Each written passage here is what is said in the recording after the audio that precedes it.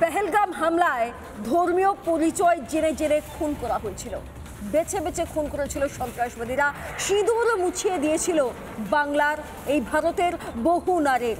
আর আজ অপারেশন সিঁদুরের মাধ্যমে সেই গোটা ঘটনারই প্রতিশোধ নিল ভারতীয় সেনাবাহিনী।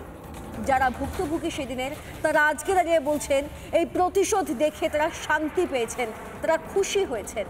আবার কেউ বলছেন সবে তো শুরু।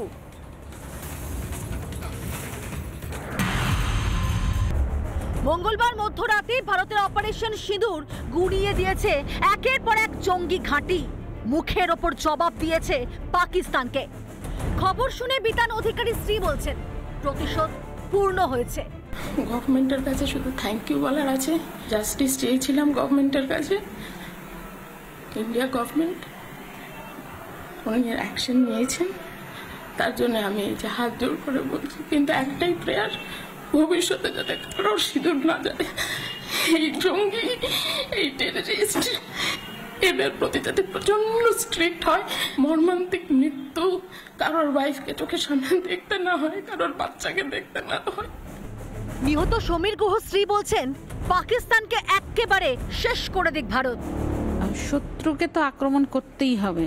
আর আমি চাই যে শুধু মানে একদিন 9টা ঘাঁটি উড়িয়ে দিল তা না, পুরো এর যে মানে যেই ইনসিডেন্ট চলছে সেটা যেন কমপ্লিট করে ভারত সরকার, মতলব যুদ্ধটা যেন পুরো কমপ্লিট করে, পাকিস্তানকে পুরো অ্যাটাক করা হয়। ভারতের প্রত্যাঘাতে আশ্বস্ত মনীষ রঞ্জন মিশ্রের পরিবারও।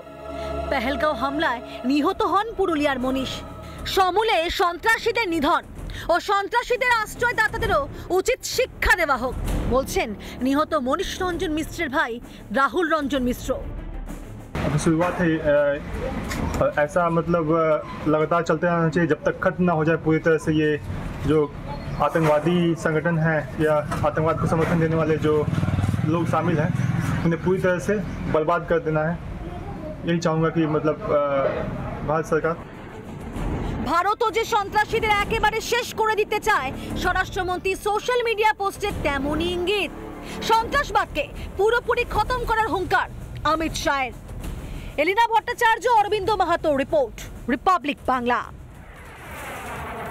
নানা ধরনের কন্টেন্ট দেখার জন্য লাইক করুন, শেয়ার করুন আমাদের ফেসবুক পেজ, সাবস্ক্রাইব করুন আমাদের ইউটিউব চ্যানেল। পাশাপাশি অন্যান্য ব্রেকিং নিউজের জন্য অবশ্যই চোখ রাখুন রিপাবলিক বাংলায়।